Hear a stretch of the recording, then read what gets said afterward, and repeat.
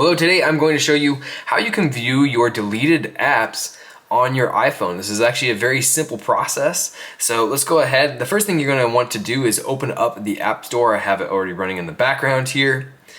And then once you have your App Store opened up, you'll see this little icon in the upper right hand corner. Mine is this kind of this default blue person here. If you have any pictures associated with your profile, that's what's going to be there. But we can go ahead and tap on this. This is kind of our Apple ID here. And then once this pops up, what we can do is go to purchased. Right? We can tap on purchased here. And then we're going to see a whole list of apps that we have downloaded. So you can see this is in 2022.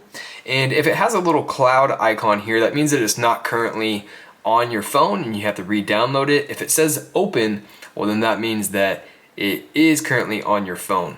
But I want to show you, this is from 2022, right? But I've had this particular Apple ID for a very long time. So if I keep scrolling here, we'll notice that I can see the apps that I had all the way back in 2009.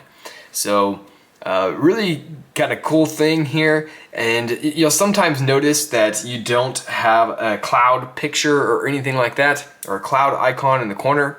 And that just means that that app does not exist anymore. So, you know, sometimes when you have these old apps from 2010, you know, they're not gonna be available anymore, so you can't download them. But thought this was a pretty cool thing, wanted to share it with you. Hopefully this helped you out. If it did, you can like and subscribe, and I'll see you next time.